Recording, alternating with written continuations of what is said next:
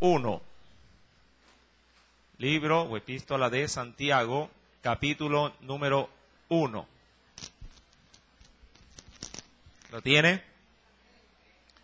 Vamos a leer, sí, en este precioso tiempo, desde el verso número 13 al verso número 15. Carta o epístola de Santiago, capítulo número 1, verso 13 al 15. Les recuerdo que el verso 13 fue motivo de estudio, solamente lo vamos a citar para tomar hilación en la enseñanza pasada. Santiago, capítulo número 1, verso 13 al 15. Leemos la palabra del Señor en el nombre del Padre, del Hijo y del Espíritu Santo.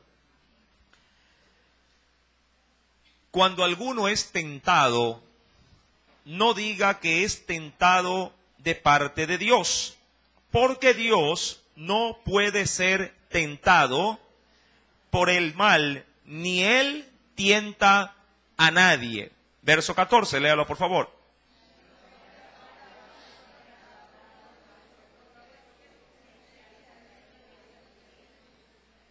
Entonces, la concupiscencia, después que ha concebido, da a luz el pecado. Y el pecado, siendo consumado, da a luz la muerte. Amén. Hasta ahí la lectura. Oremos. Padre, en el nombre de Cristo Jesús, gracias, Señor, por esta oportunidad que nos brindas de nuevamente, oh Dios, poder proclamar, manifestar tu palabra. Que sea pues tu gracia y tu misericordia en esta preciosa noche, para que abunde, oh Dios, de tus ricas misericordias en medio de los tuyos. Señor amado, conforme a tu gracia, conforme a tu piedad, conforme, oh Dios, a ese amor que tú nos tienes. Manifiesta, Señor amado, mi Dios, en esta preciosa noche, ese amor, oh Dios, manifestado a través de la ministración de tu santo y glorioso Espíritu. Y que sea toda esta tu congregación, oh Dios, mi Padre, aprendiendo de tu voluntad y poniéndola también por obra. Te lo ruego, oh Dios, en el nombre de Cristo Jesús, y te doy gracias, mi Señor. Amén y amén. Bien, hoy vamos a concentrarnos sobre todo desde el verso 14 al 15, pero recuerda el verso 13, cuando alguno, dice la Biblia, es tentado, no diga que es tentado de parte de Dios. Sí, hay algo importante que quisiera también manifestar en este versículo. Al pie de esta diapositiva he puesto la traducción del lenguaje actual, que me pareció bastante interesante. Dice ahí, cuando ustedes sean tentados a hacer lo malo, no le echen, dice ahí, la culpa a Dios, porque Él no puede ser tentado ni tienta a nadie a hacer lo malo. ¿Cuál era la razón, usted recuerda, por la cual Dios no podía ser tentado? ¿Cuál era la razón esencial? ¿Cuántos la recuerdan? ¿Qué no hay en Dios que sí tiene el hombre? Concupiscencias. Es la razón esencial. Amén. Dios no puede ser tentado porque en Dios no existen las concupiscencias. Mi amado hermano, a diferencia del hombre, el hombre como las posee y obviamente las obtuvo, no las tenía, pero desde el momento que él cayó allá en el huerto del Edén, se dieron un sinnúmero, podríamos decir, de modificaciones en el ser, en este caso en el hombre. Y eso originó que las concupiscencias formaran parte de la naturaleza caída, la cual lo es el hombre. Ahora bien, vamos a entrar en materia. Versículo número 14, dice la Biblia, sino que cada uno es, ¿qué cosa? Tentado, ¿verdad? Cada uno es tentado cuando de su propia concupiscencia, dice ahí, es atraído y seducido. Bueno, vamos en esta noche, para poder adentrarnos en este tema, vamos a definir estas situaciones. Amén. Hay palabritas que yo creo que son necesarias poderlas entender en su definición, en su contexto, o su concepto. El proceso tenemos ahí, le he puesto como tema, el proceso de la tentación, las concupiscencias y también sus consecuencias. Amén. Está muy simpática la gráfica. Tenemos a dos animalitos que están como que, sí, le quieren entrar a la carne de hamburguesa en el plato, ¿verdad? Ahora bien, mi amado hermano, dentro, dice, del concepto bíblico, por así es que así se lo quisiera considerar, en el versículo número 14, dice que cada uno es tentado de su propia concupiscencia. Ahora, hay algo que reconocer por medio de la Biblia. Cada uno tiene concupiscencias, ¿ya? Y esto es muy importante, ¿sí?, estar apercibidos. Sí, no podríamos decir, hermano, en mí no hay concupiscencia. No, mi amado hermano, si no hubiera concupiscencias, tampoco no existiera pecados. Amén. Justamente por cuanto en el hombre existen concupiscencias, el hombre es propenso a pecar, propenso a ofender a Dios. No hay hombre en la tierra que no esté libre de concupiscencias o esté libre de pecado, que es la consecuencia. Recuerde, y solamente como para recordar, lo que dice el versículo número 15, solamente lo voy a leer para recordar en la parte final donde dice, siendo consumado, da a luz la muerte. Y usted sabe muy bien por concepto bíblico ya en Romanos capítulo 8, verso 23, Romanos 6, 23, bueno, Romanos 3, 23 también nos habla acerca de la condición del hombre, que el hombre por naturaleza es un hombre pecador y la paga del pecado es la muerte. Sí, el hombre por naturaleza es pecador. ¿Por qué? Porque en él habita concupiscencias. Ahora, si queremos definir las mismas, bueno, vamos a ver qué primeramente es la tentación. Sí, como una, diríamos así, un abreboca para el tema a tratar en esta noche. Sí, tentación. Los comentaristas seculares lo definen o vienen del latín tentatio. La tentación es la instigación. Me voy a saltar esas palabritas que están más chiquitas, que usted de pronto al fondo no las puede leer, pero después se las explico. Sí, la tentación es la instigación que induce al deseo de algo. Puede tratarse de una persona, una cosa, una circunstancia u otro tipo de situación. La tentación está asociada a la seducción y a la provocación. Ahora, dentro de esa definición secular se establece que si la tentación es la instigación. ¿Qué cosa es la instigación? Dice la influencia, o el influir en una persona para que realice una acción o piense del modo que se desea, especialmente si es dice aquí, para que haga algo malo o perjudicial.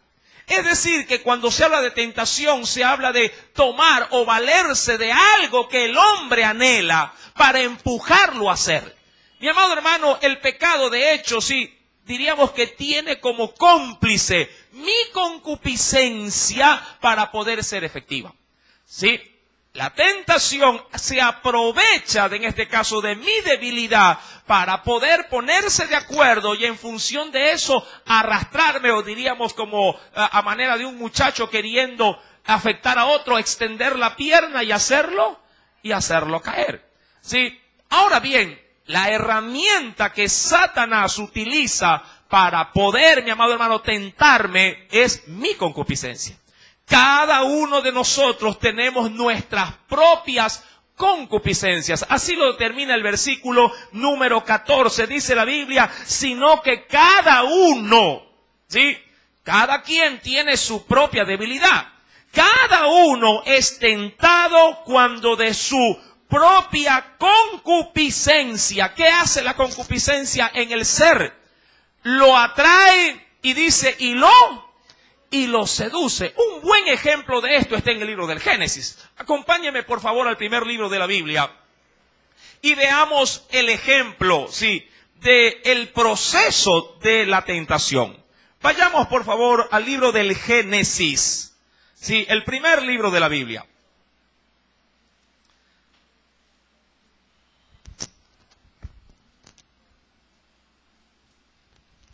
En el capítulo número 3, Génesis capítulo número 3, dice el Señor, versículo número 6. Voy a concentrarme solo en ese verso, sí, como una síntesis de este asunto.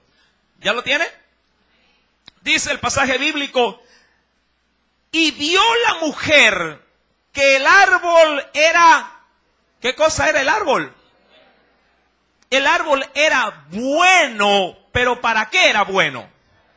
Para comer. Ahora, Dios, ¿cuál era la ordenanza que Dios le había dado al hombre en sí mismo? Al hombre creado dentro del huerto del Edén. Que de todo el árbol podía comer, excepto de ese. Amén. La prohibición, mi amado hermano, hacía de hecho la limitante para que el hombre no pasara dichos linderos. Mas, sin embargo, la mujer en esta ocasión, al ver, obviamente ya, después de un largo proceso de seducción y de atracción, ella termina, en este caso, cediendo a dicha atracción, a dicha provocación, o como se definió aquí, a dicha instigación. Sí. No era algo, mi querido hermano, que de pronto, si en ella estuviese la ansiedad, pero la tentación aportó para que lo que no me atraía tanto me termine de cautivar. ¿Sí? Usted puede pasar, de hecho, ¿cuántos van de compra de pronto por los centros comerciales? Hablando de las mujeres sobre todo. ¿Ah? ¿Cuántas pasan por diversas vitrinas? ¿No? Y usted va pasando y va viendo, ve una vitrina, ve otra y de pronto, ¡ay! Para, y retrocede si es posible. Y si captó en demasía su atención, no solamente que se quede en la vitrina, sino que va e ingresa al local. Y no es suficiente con eso, dice, a ver, deje ver. Y le dan la cajita, y mucho más si son zapatos. ¿Verdad? Y si va más allá la atracción, dice, a ver, déjeme ponerlos. Y se los pone. Y si termina siendo cautivada, entonces termina pecando. No, termina comprando. Y el marido sufriendo. ¿Verdad? Y se termina el proceso. Ahora, eso es una bonita situación como para poderla comparar. Ahora, la mujer, dice la Biblia en el verso número 6, que ella vio que era bueno, ¿verdad? Vio la mujer que el árbol era bueno para comer, que era agradable.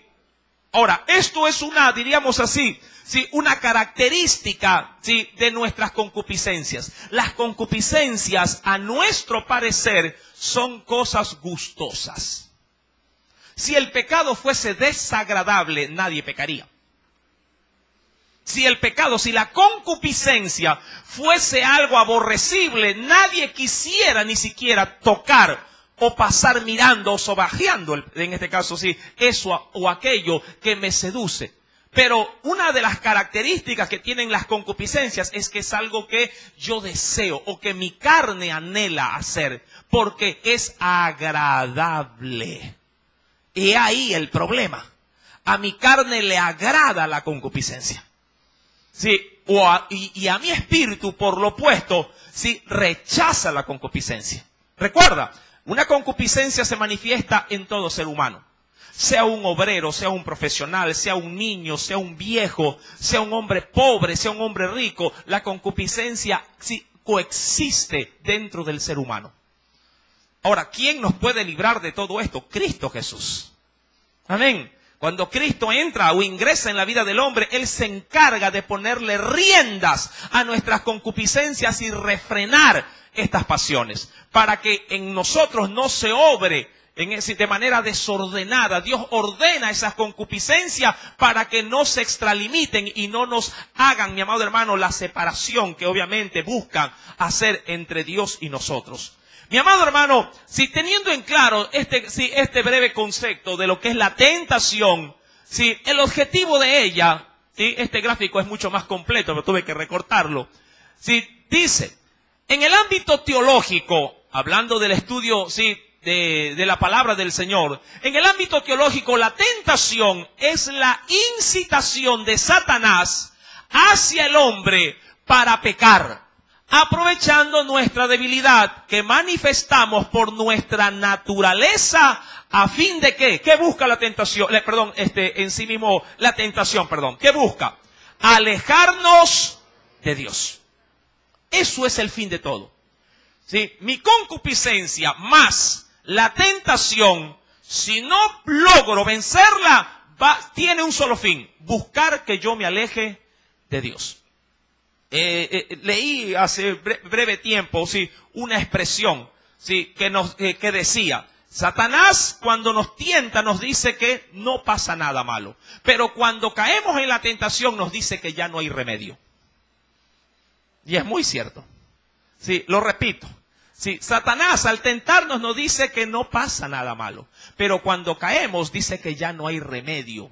Porque no nos empuja a qué cosa, al arrepentimiento. No, sino que nos hunde en el sentimiento de culpa. Luego de que se ha pecado, mi amado hermano, se apodera de nosotros, sin nosotros siquiera notarlo, un sentimiento de culpabilidad que no nos acerca a Dios, sino que nos vemos tan sucios que terminamos alejándonos de Dios. Y ahí conduce, mi amado hermano, sí, el enemigo, sí, las tentaciones. Buscar que nuestro fin sea el estar alejados de Dios. Ahora bien, eso en cuanto a la tentación. Ahora, en cuanto a la concupiscencia en sí mismo, recordemos, por favor, volvamos al texto inicial, sí, que lo estamos analizando. Santiago capítulo número 1, versículo número 14 dice, sino que cada uno es tentado cuando de su propia concupiscencia, dice la Biblia, tiene dos características bíblicamente.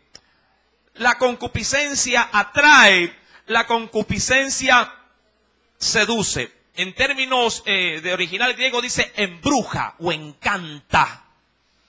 ¿Sí? Mi querido hermano, la concupiscencia tiene sí estos dos atributos. ¿Qué podríamos definirlo?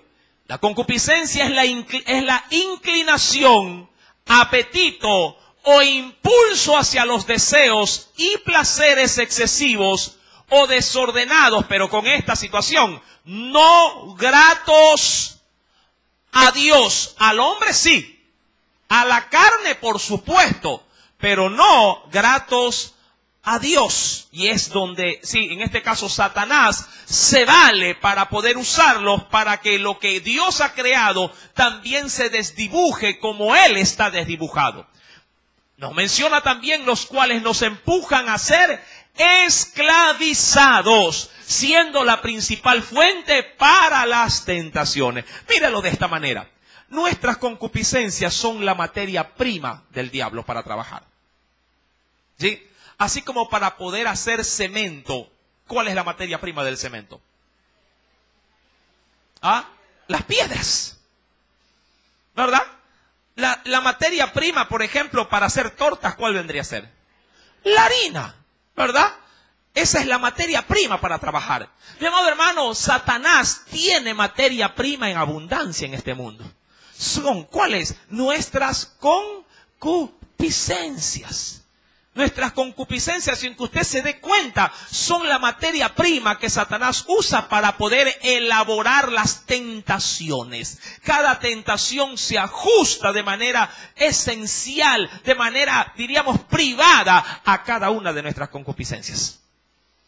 De pronto, dos personas pueden tener la inclinación por la bebida, pero cada una de ellos, sí, en su debido, diríamos, grado de complejidad. Y Satanás prepara la tentación al nivel, diríamos así, que él hace la horma para el pie. Y dice, a este le gusta el trago, pero cuando se le pone una sombrilla. Y así te lo presenta. Al otro le dice, también le gusta el trago, pero ese le gusta así. Ahí nomás el aguardiente, la guachaca, ese le gusta. Y eso es lo que le ofrecen.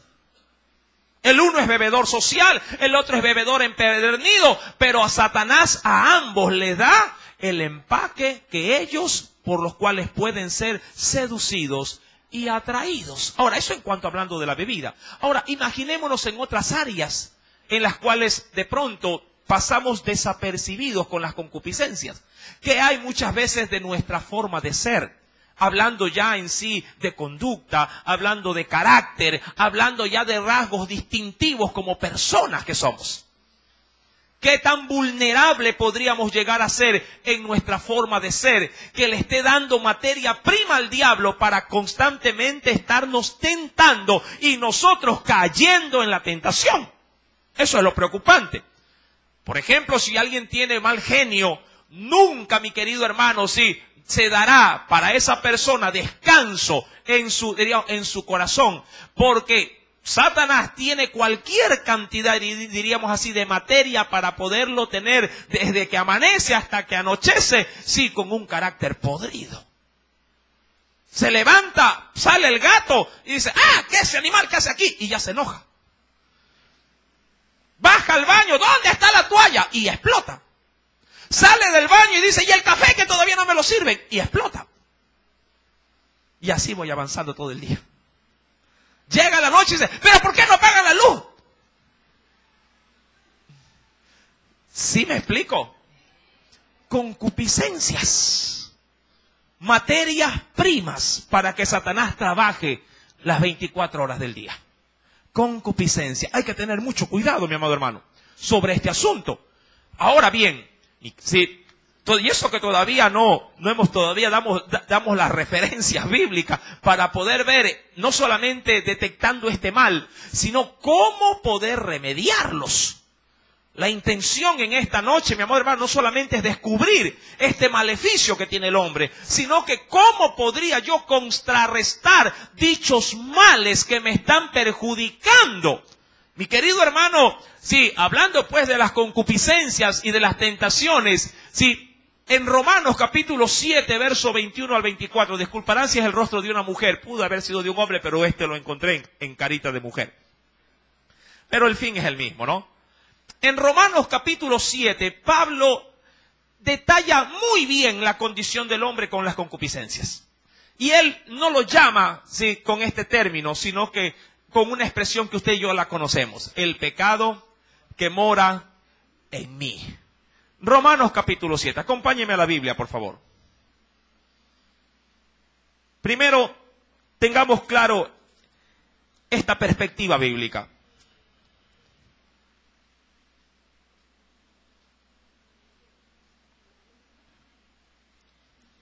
¿Ya lo encontró? Romanos capítulo número 7, versículo tal cual como está acá, ¿no? 21, vamos a leer en adelante, hasta el verso 24. Dice el Señor, así que, queriendo yo hacer el bien, ¿qué dice? Hallo esta ley, cosa tan tremenda. Mire, Pablo lo ve como que si fuese algo que está ya establecido, porque eso es una ley. ¿Qué cosa es una ley? Sino una norma, ¿verdad? Aprobada o autorizada para ser ejecutada. ¿Verdad que así son las normas y las leyes que tiene, por ejemplo, nuestro país? Son normas que se establecen como regla de vida. Mi amado hermano, Pablo lo ve de esa manera en su cuerpo. Dice el versículo 21, dice, 20 estamos, ¿no? 21, perdón.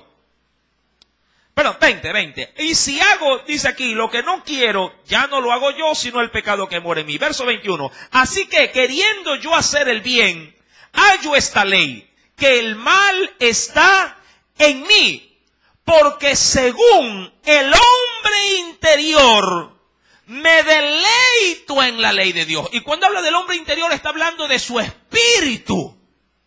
Eso que tú de pronto, si te despiertas y te dice a las 3 de la mañana, sí, levántate a orar. Eso que de pronto cuando vienes a la casa de Dios, sí te dice, qué lindo que estuvo el mensaje. Aquello, mi amado hermano, que cuando estás en necesidad te dice, ojo, estoy solamente hablando de aquello que sí en tu interior fluye espontáneamente, pero en tu interior, sí, que te empuja y te dice, sí, yo creo que es necesario orar por esto. Así como tenemos diríamos así, ese legado de Dios para buscarlo, hay otro ser dentro también de nuestro interior que nos dice todo lo contrario. Es el que te dice, mírale la pierna, qué buena. Es el que también te dice, mira, ahí hay un dinero, cógetelo. Hay otra voz que te dice, el vuelto de que lo vas a regresar, no seas tonto, quédatelo. ¿Verdad? Cuando haces un negocio, no compres el de marca, compre el más barato, pero cóbrale como que si fuese de marca. ¿Sí me estás entendiendo? Eso es el pecado que mora en mí. Mi amado hermano, esa situación Pablo objetivamente la analiza y la ve. Y establece que es, mi amado hermano, en su interior una ley Versículo número 22 dice, porque según el hombre interior me deleito en la ley de Dios, pero veo otra ley. ¿En dónde estaba esa ley ya? Dice, en mis miembros, es decir, rigiendo mi forma de vivir. En sus ojos, en su mente, en sus pies, en sus oídos, en su lengua, en sus sentidos. Versículo número 23. Pero veo otra ley en mis miembros, que se rebela contra la ley de mi mente y que me lleva cautivo a la ley del pecado que está, dice, ¿dónde? En mis miembros. Por lo general se suele interpretar eso como en mis sentidos. Quiero oír la palabra de Dios, pero también como me fascina el chisme. Quiero hablar la palabra de Dios, pero el cuento está mejor. Y me presto para regarlo, para propagarlo. Me gustaría en mi interior ir a predicar la palabra, pero lo que hago es ponerme los zapatos, los pupos, y mejor me voy a jugar pelota. En sus miembros hay una ley y en su corazón hay otra muy distinta. Mi amado hermano, esta situación Pablo la determina recordando como tema ahí el pecado que mora en él o en mí, que se podría denominar como las concupiscencias. Ahora bien, esas concupiscencias, mi amado hermano, son un problema para mi vida espiritual. El problema de las concupiscencias es que no desaparecen cuando vengo a Cristo. Mis pecados son borrados. ¿Sí? Mis faltas son limpiadas, borradas, quitadas. Y quedo, diríamos, como cuando usted pone una tela sucia en una lavacara con cloro. Si el cloro es bueno, claro está. ¿Sí? ¿Qué pasaría con la tela al salir de esa lavacara? Volvería a quedar blanca. Mi amado hermano, cuando venimos a Cristo, venimos todos sucios, ennegrecidos. Sí, su sangre es la lejía para nuestra alma. Nos sumergimos ahí. Cuando salimos, salimos resplandecientes. El problema es que el pecado ha sido borrado, pero las concupiscencias siguen estando ahí. De una manera inactiva, de una manera pasiva, pero están ahí. Y a esas concupiscencias, mi amado hermano, hay que presentarles, sí, conforme a un plan que he podido elaborar, hay que presentarles, sí, batalla para poder vencerlas. El problema de las concupiscencias es que se agravan porque tengo tres entes que me afectan terriblemente y que se opondrán, diríamos pese a mi voluntad, rotundamente para no dejarme sucumbir hacia la voluntad de Dios. Estos tres entes, sí, los he podido determinar, no como algo, sí, oculto, usted los conoce muy bien. Mas, sin embargo, es necesario, ante todo, como un preámbulo, sí, acompáñeme a ciertas referencias bíblicas.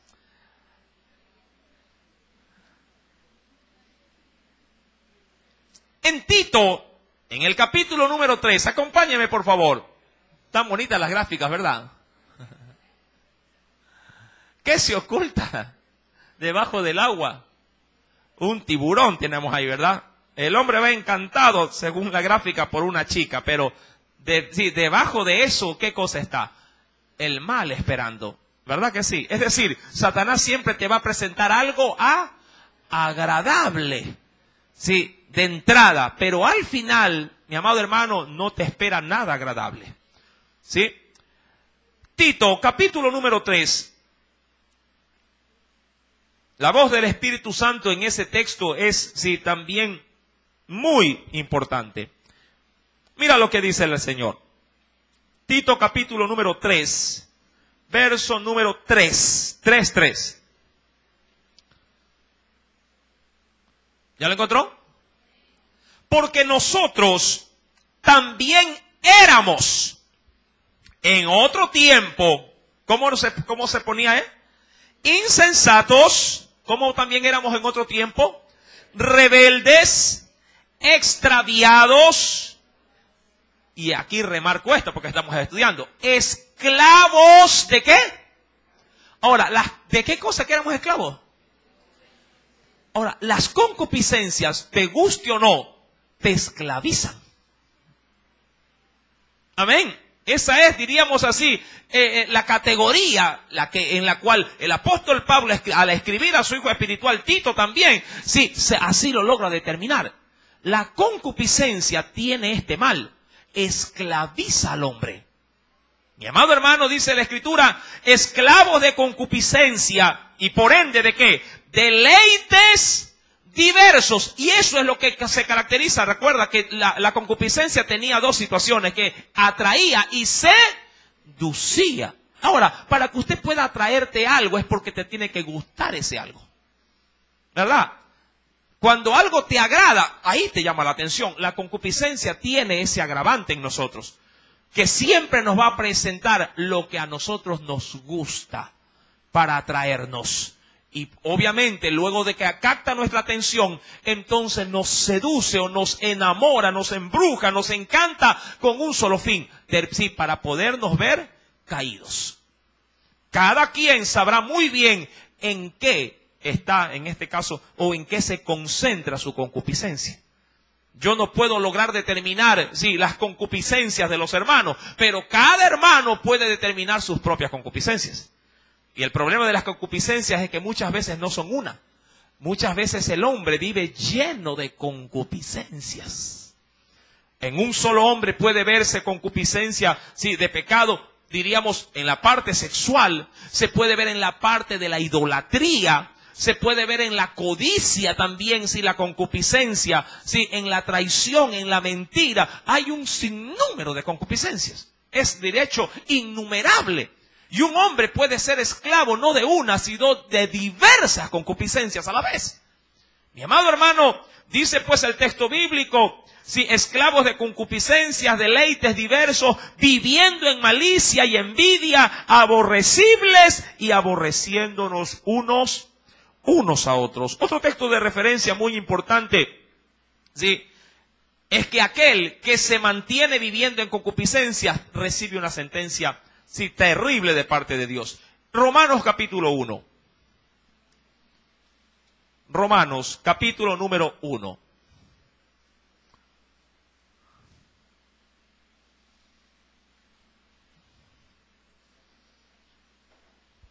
¿Lo tiene?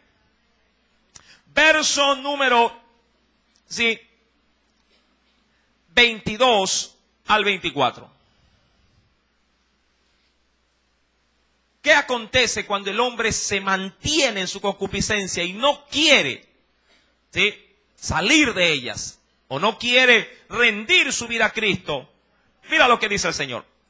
Romanos 1, verso 22 al 24.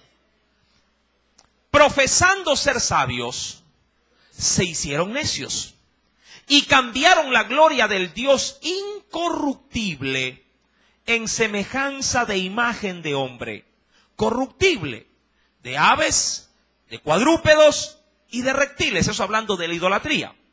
Versículo 24.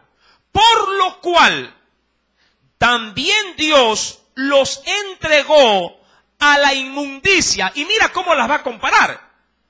En las concupiscencias, dice ahí, ¿de qué? De sus corazones. De modo que deshonran entre sí sus propios cuerpos. De ahí usted puede seguir leyendo y verá que el asunto se agrava mucho más todavía. ¿Cuál es el problema? Que cuando el hombre se esclaviza o es esclavo de concupiscencia, es que Dios termina, ¿qué cosa? ¿Qué termina? ¿Qué dice el texto? Entregándolos a ellas. Es decir, que el Señor no los detiene. Es decir, quiere ser esclavo, perfecto. Sí, sé esclavo de ella y Él ya no hará nada para poder, sí, ir en tu ayuda o en tu rescate. Mi querido hermano, es necesario pues, luego de haber leído estas previas, sí, poder entender que la gravedad de las concupiscencias en la vida de un creyente bien pudieran sumergirlo en una vida de esclavitud y por ende una vida de pecado y de muerte, atendiendo también la voz de Cristo que advirtió a los suyos diciéndoles, sí, que el que practica el pecado es del diablo. Sí, tiene un dueño. Ahora bien, ¿cuáles son los tres máximos enemigos que aprovechan nuestras concupisciones? Estos tres. Usted ya los debe ver en alguna otra, de pronto, meditación de la palabra, los ha de haber también considerado. Yo tengo 3 graves enemigos que atacan, sí, a mis concupiscencias. El primero de ellos es bien reconocido: el diablo. El segundo, el mundo. Y tercero, mi carne. Mi amado hermano, todos 3 se valen de mis concupiscencias para destruirme. Prácticamente usted podría ver al hombre solo frente a un tremendo enemigo, pero no estamos solos. ¿Sí? Jesús, nuestro Salvador, ha prometido estar con nosotros hasta el fin, y Él también ha prometido proveernos de alguien que no nos va tampoco a desamparar, sí, que es su Santo Espíritu, para poder justamente vencer las concupiscencias. Mi amado hermano, en esta noche vamos a determinar de qué manera puedo vencer a Satanás, de qué manera puedo vencer al mundo y de qué manera puedo vencer mi carne. Sí, las cuales son o se podrían constituir en los enemigos, sí, esenciales de mi vida, que no me dejan en este caso sí sucumbir en mi vida espiritual. Mis santos hermanos, ¿cómo podría vencer al diablo si él conoce perfectamente mis debilidades? ¿Sí? ¿Cómo podría, mi querido hermano, vencer a este archienemigo que tiene Dios también? Mi querido hermano, la Escritura, para poder vencer al enemigo, a Satanás, sí, lo ha determinado en 2 textos maravillosamente. El primero de ellos, acompáñeme por favor a la primera epístola del apóstol San Pedro. Si usted está luchando de una manera inapropiada, de seguro siempre va a terminar fracasando. Usted se ha visto que a veces hay peleas en los ring de boxeo donde se enfrentan, sí, en varias oportunidades los mismos contrincantes. Sobre todo cuando estos suelen pedir revancha, ¿sí? Se ha podido considerar, y a veces usted logra determinar que en la primera pelea la perdió de pronto el preferido, pero en la segunda, corrigiendo sus falencias, sí, en la revancha logra vencer al opositor. Eso es, mi amado hermano, porque se ha estudiado de manera previa, sí, ciertas debilidades de su contrincante. Ahora, ¿cómo vencer al diablo? Primera de Pedro, capítulo número 5, verso número 8 al 10. Veamos si estamos usando bien las estrategias de Dios para poder vencer. ¿Lo tiene? Versículo número 8. Sed sobrios y velad. Ambas cosas significan casi lo mismo.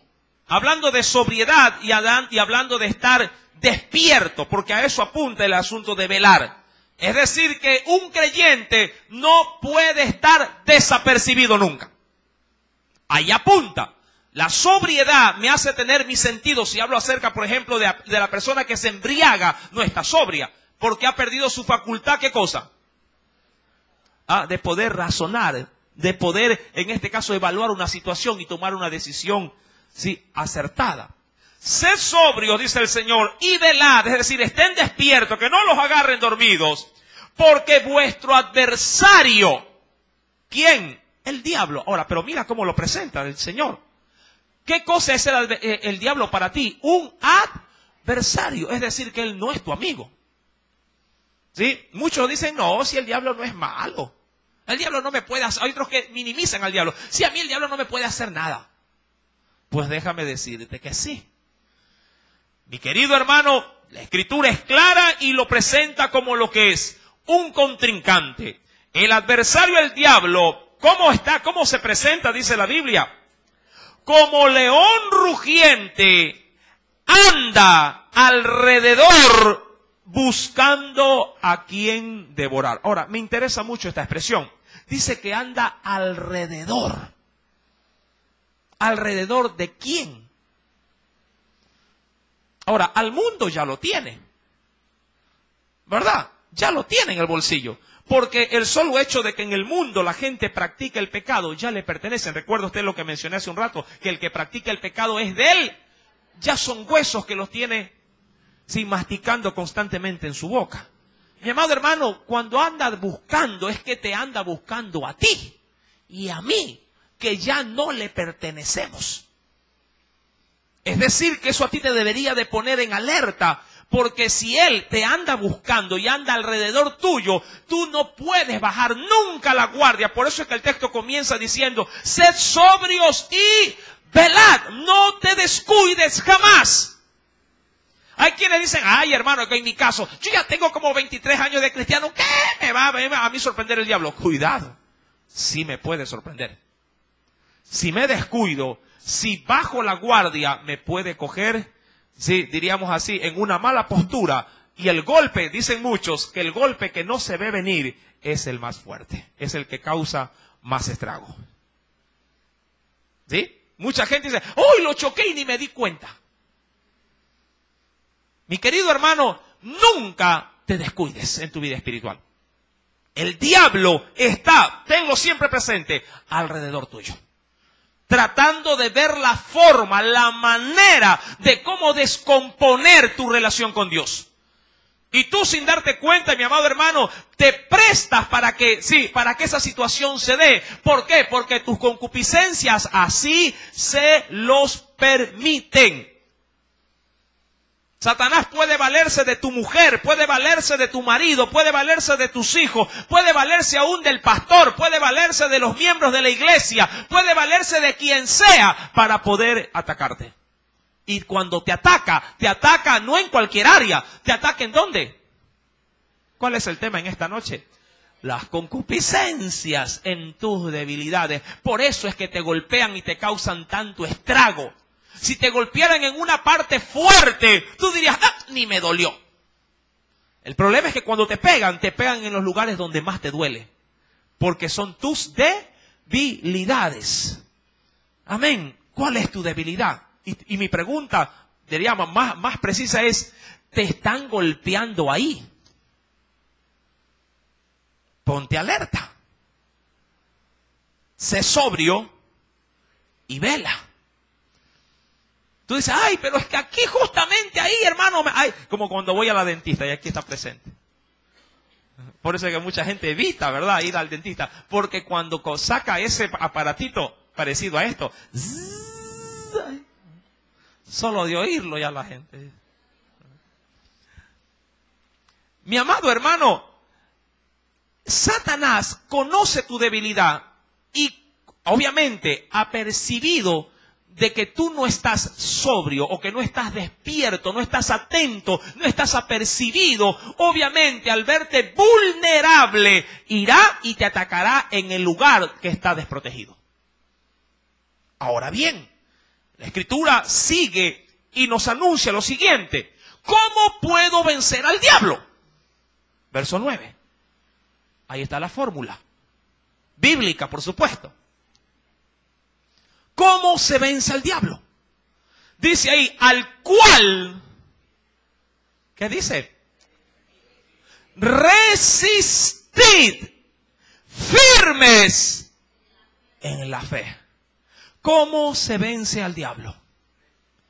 Resistiéndolo, pero no en mis fuerzas, sino, dice ahí, firmes ¿en qué? En la fe. A Satanás solo se le vence si tú estás resistiéndolo. Primeramente, al diablo, mi querido hermano, hay que resistirlo. ¿Sí? Al diablo no hay que huirle. Hay que resistirlo. Diría cualquiera, confrontarlo. Con firmeza. Es decir, sin dar, en este caso sí, sin dar lugar a qué cosa, al temor o al miedo.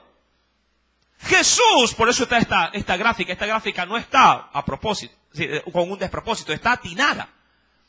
Cuando Satanás apareció en la escena, ¿atacó o no atacó su debilidad humana? No de concupiscencia, pero sí humana. Jesús nunca tuvo concupiscencias, pero sí tenía debilidades humanas, porque vino como hombre. Y como hombre, en sus debilidades humanas, sí, una debilidad del hombre es que si no come, ¿qué le da? Si no se cuida en su salud, se descompone, se enferma. en debilidades humanas, Jesús vino tal cual como venimos nosotros. Mi amado hermano, ¿qué hizo Jesús cuando el diablo se presentó? Dijo, ¡ay, el diablo! Y se fue corriendo. Lo resistió. Firme en la fe. ¿Qué fe? En la fe de su Dios. ¿Qué usó Jesús para vencerlo? O para, no para vencerlo, para resistirlo. ¿Ah? Su palabra. Mi amado hermano, dice pues la Escritura, al cual resistir firme en la fe, sabiendo, esto como, ya la última parte es como para consolarnos. ¿Por qué? Para consolarnos. Porque nos dice, sabiendo que los mismos padecimientos se van cumpliendo en vuestros hermanos en todo el mundo. Es decir, este asunto de pelea y de resistencia no solamente eres tú. Como mucha gente dice, hermano, es que parece que a mí solito toda la desgracia. No, tranquilo, que como tú hay millones más todavía. ¿Sí? Ay, hermano, solo a mí nomás. No, no es a ti. Es a ti y a todos los que viven como hijos de Dios. Amén. Diría cualquiera, tú no eres la última Coca-Cola del desierto. ¿Sí? Hay muchas que están padeciendo y sufriendo lo que tú padeces. ¿Y quién es su principal opositor? Óyelo bien, el mismo diablo. Pero al diablo no hay que huirle. Al diablo hay que resistirlo. Dice ahí, por medio de la fe. Firme en la fe. Ahora, ¿cómo viene la fe? ¿Por medio de qué? Del oír. Y el oír la palabra de Dios. Amén.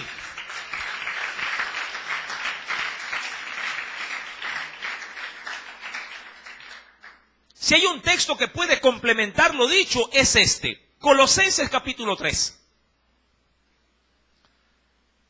Ya sabes ahora cómo tienes que, ¿verdad?, confrontar al enemigo. Resistiéndolo, ¿con qué? Firme en la fe. ¿Con qué? Con la palabra. Colosenses capítulo 3. De ahí esta recomendación bíblica para la iglesia.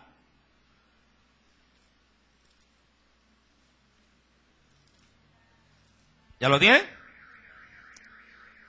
Versículo número 16. Y me encanta. ¿Ya lo encontró?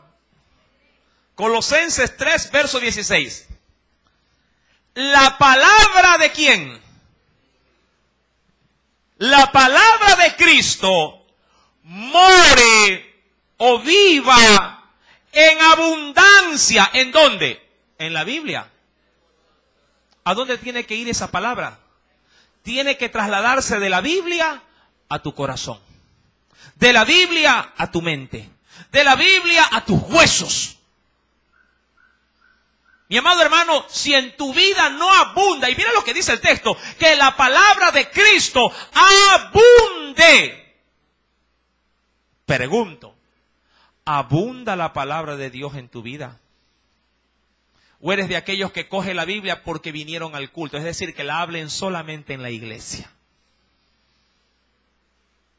Si el diablo te quiere presentar con tus concupiscencias, tentaciones, y la palabra de Dios no abunda, la palabra de Cristo no abunda en tu vida, ¿qué te puedo augurar? ¿Qué podrías tú decir? Hermano, yo voy a vencer al enemigo. ¿Ah? El enemigo abre el bolsillo y te mete ahí y no te salga nunca. Eres como un plato de bocaditos en una fiesta. ¿Cuánto le gustan los bocaditos en la fiesta? ¿Verdad? Son ricos, ¿verdad? Sobre todo si el plato fuerte no es tan fuerte.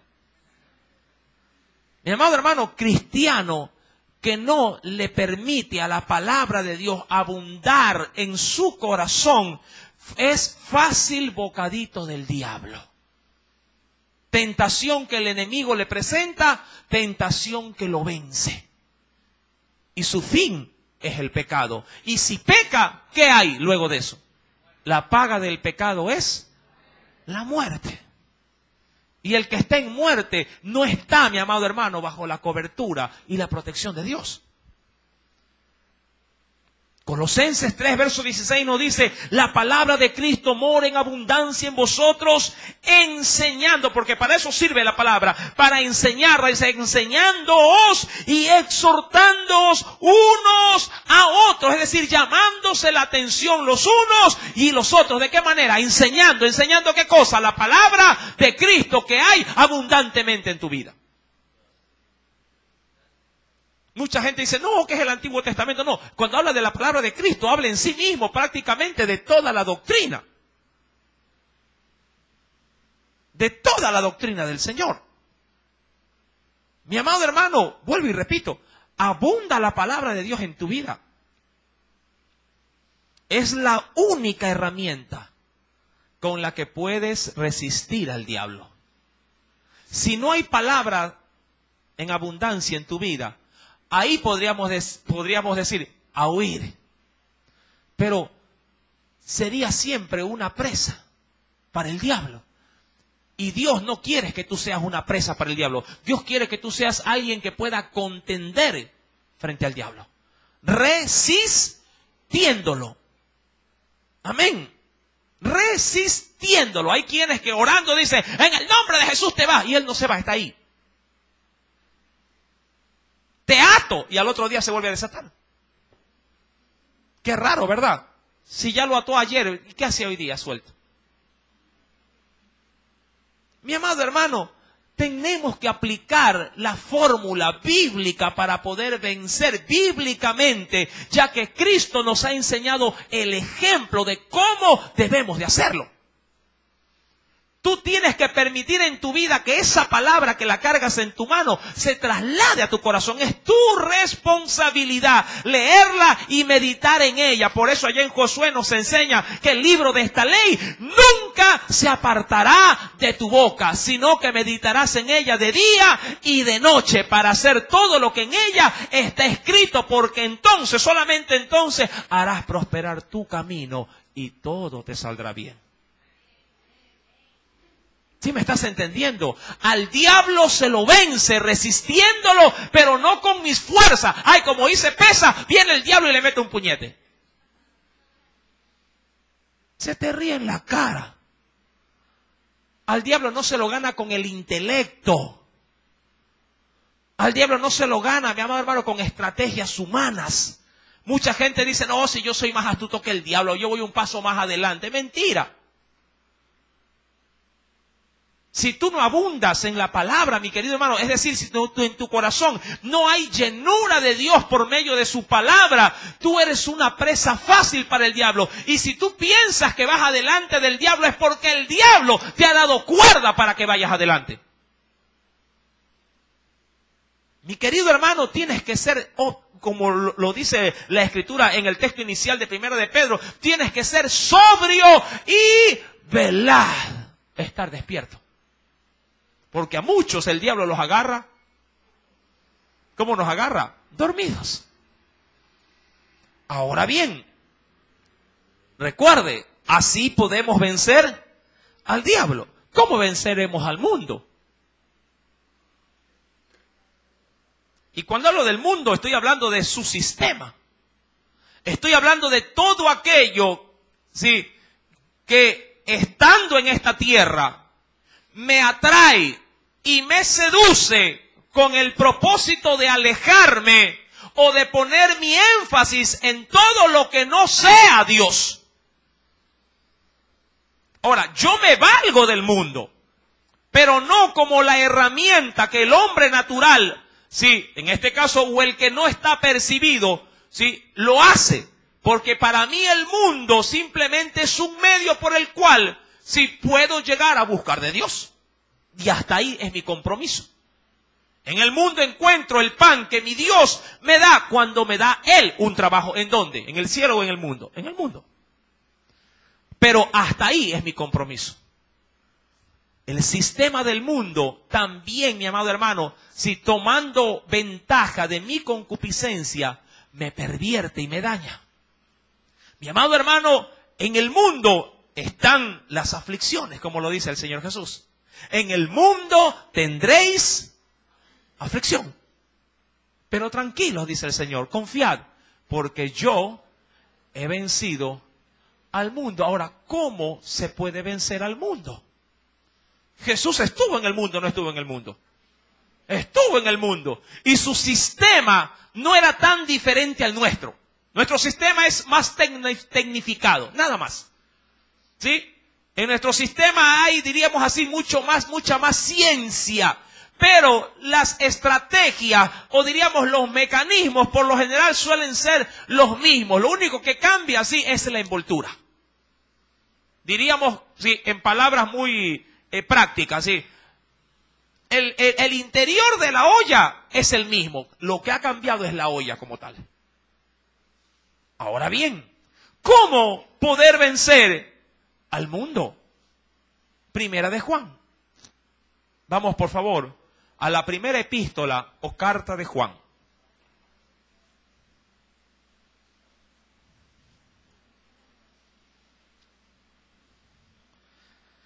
¿Cómo se vence al diablo?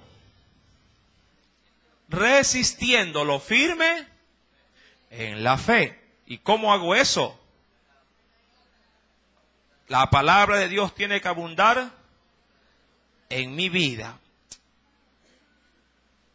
Primera epístola del apóstol San Juan, capítulo número 5.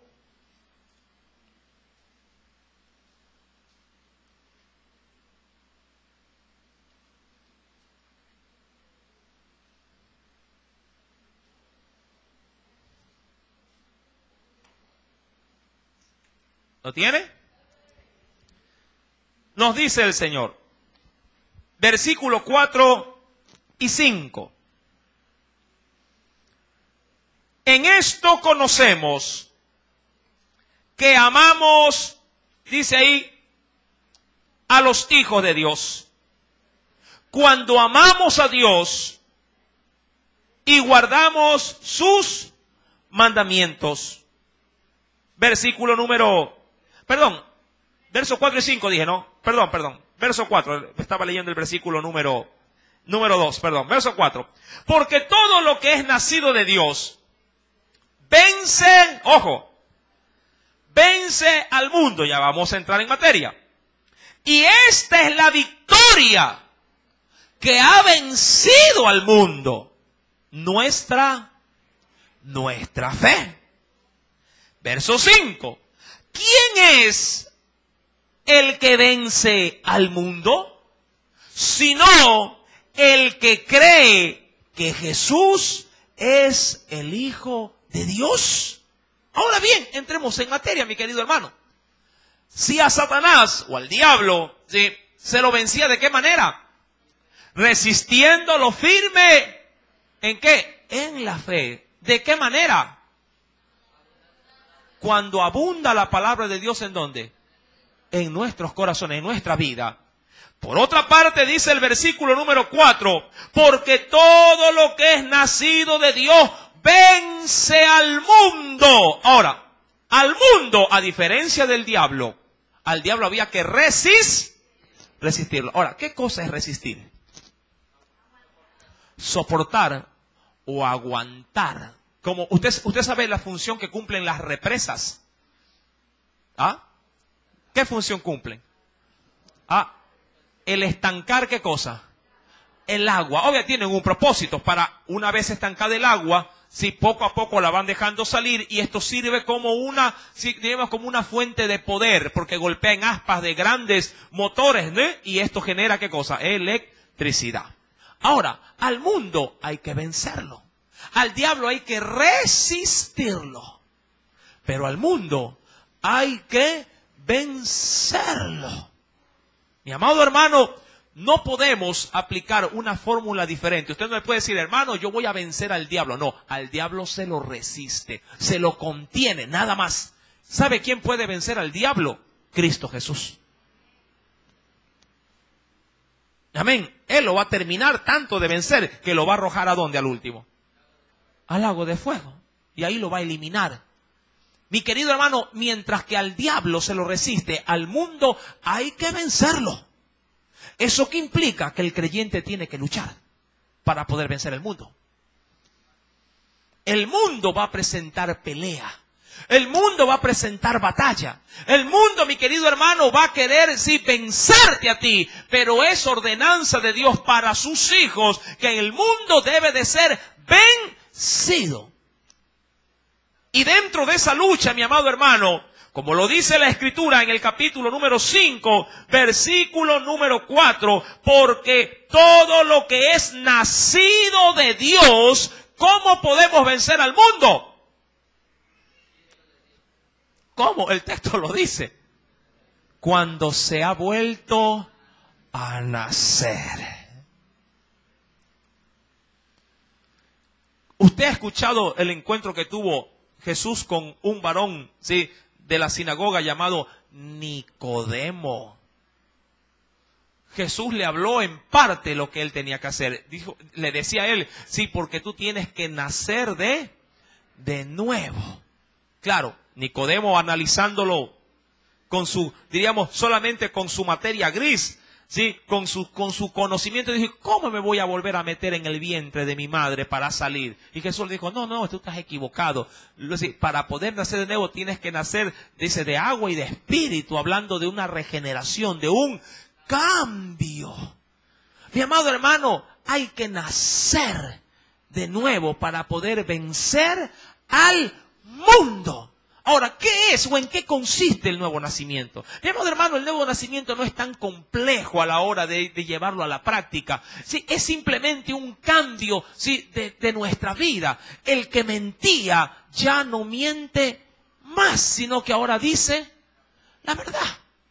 El que era infiel deja la segunda, la tercera, y es fiel y vela por el amor de su esposa y su familia. El que robaba ya no roba, ya no hurta, sino que ahora trabaja con sus manos y es honesto, y con lo que diríamos así, con lo que trabaja, rinde a su Señor en agradecimiento, sí, el bien que Dios ha hecho por él. El nuevo nacimiento es un cambio de vida y es justamente Juan el Bautista quien logra determinarlo de una manera muy apropiada. Acompáñenme por favor a los evangelios. No pierda Primera de Juan.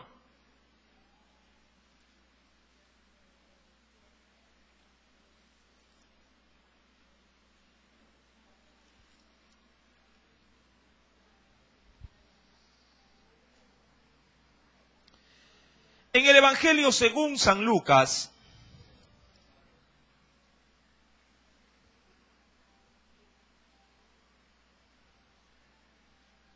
¿cómo se nace de nuevo? Evangelio de Lucas capítulo número 3.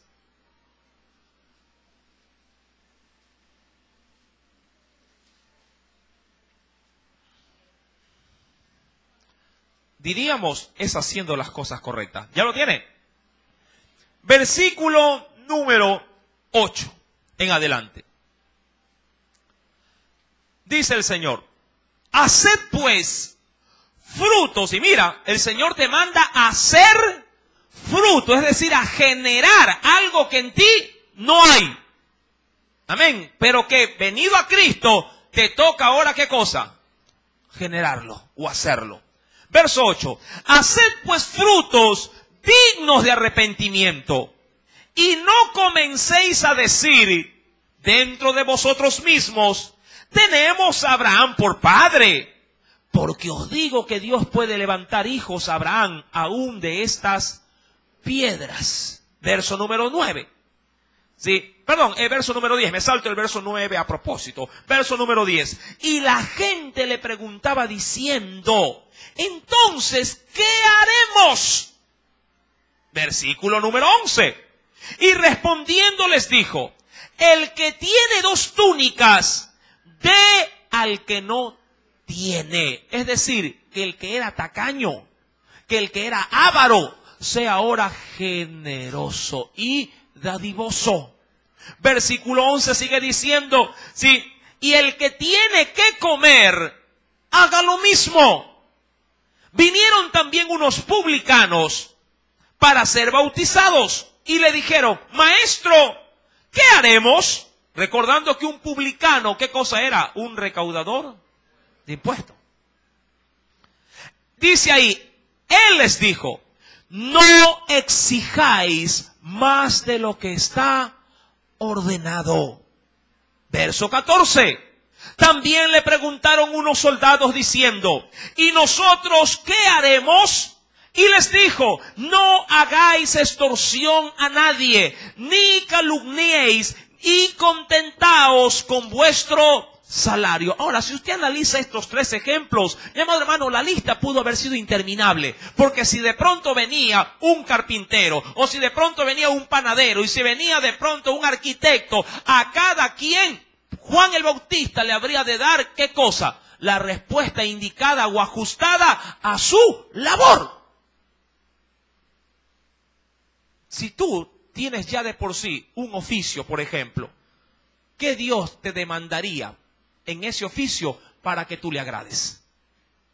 Vamos a suponer que si tú eres alguien que utiliza materia prima para trabajar, ¿qué Dios piensas tú que te va a demandar? Que utilices ¿qué cosa como materia prima? La de mejor calidad. Si eres de pronto, se me ocurre, un banquero, ¿sí? Solamente en casos hipotéticos. Creo que aquí nadie trabaja en la banca, ¿no? Nadie es dueño de un banco por acá, ¿no? ¿Qué te mandaría el Señor? ¿Qué piensas tú que te mandaría el Señor? ¿Ah? A cobrar ¿qué cosa? Lo justo y a prestar, si prestas dinero, a prestar, ¿con qué clase de interés?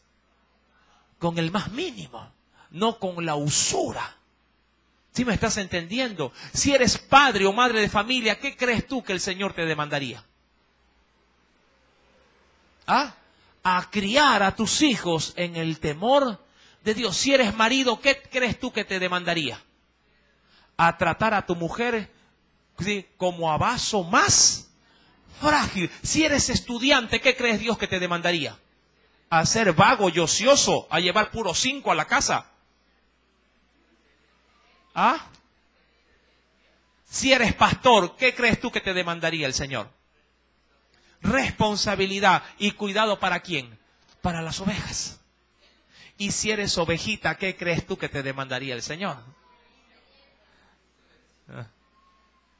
Mi amado hermano, la lista es interminable. Todo eso es nuevo nacimiento. La Biblia dice que a este mundo se lo puede vencer si hemos nacido de nuevo. Pregunto, ¿el mundo te puede vencer a ti? Si el mundo te está venciendo es porque todavía tú no has nacido de nuevo. El que tomaba, ya no toma. El que decía malas palabras, ya no habla sandeces. Amén. El que tenía malas juntas, ahora se junta con pueblo de Dios que lo edifica. Mi amado, al mundo hay que vencerlo. Usted no puede ceder ante el mundo. El mundo va a hacer presión. El mundo va a ser como una gran roca sobre sus espaldas y va a tener, mi amado hermano, mucha gente que brincará encima de esa roca para que usted quede aplastado por el mundo. ¿No te das cuenta cuando te reúnes con tus amigos cómo todos hacen barra, cómo todos sí, te alientan y cómo todos aplauden o te hacen porras para que los acompañes a la fiesta? Para que vayas a la discoteca. O para que te unas simplemente a la diversión. He ahí la presión del mundo. Y tú, si no has nacido de nuevo, mi amado hermano, obviamente, si no has nacido de nuevo, te mantienes en tu primer nacimiento. ¿Cuál es ese? El nacimiento propiamente hablando, un nacimiento carnal. ¿Qué indica eso? De que tú tienes la misma naturaleza que ellos tienen. Porque no has nacido de nuevo. Vas a la iglesia, pero no has nacido de nuevo. Lees la Biblia, pero no has nacido de nuevo. Cantas alabanzas, pero no has nacido de nuevo. Por eso que cuando sales de la iglesia, te da lo mismo cantar las de Ricardo Montaner que las de Danilo Montero. Te da lo mismo cantar, sí, lo de Rihanna, sí, que lo de Marcos Witt. Te da lo mismo. ¿Sabes por qué? Porque no has nacido y el mundo te vence. ¿Sí me estás entendiendo? Y por último, y para concluir, y eso lo dejamos para la próxima clase, porque me parece que es una de las más interesantes. ¿Cómo vencemos la carne? ¿Quiere enterarse cómo vencer la carne? Amén, yo también. Venga el próximo sábado y lo sabrá con la ayuda del Espíritu Santo. Amén, gloria sea al Señor. Aleluya. Vamos a orar. Padre, en el nombre de Cristo Jesús, muchas gracias, Señor, por tu palabra. En esta noche tú has hablado a mi vida y me has dado, oh Dios, no solamente las pautas del problema que pudiera estar arrastrando, sino que también en tu misericordia y tu piedad me has dado las indicaciones de cómo salir de mi problema, mis concupiscencias. Señor, permíteme enseñorearme de ellas, no que ellas se enseñoreen de mí. Oh Dios, porque aquel que vive esclavizado por las concupiscencias no puede agradarte. No puede, oh Dios, ser luz en medio de tanta tiniebla.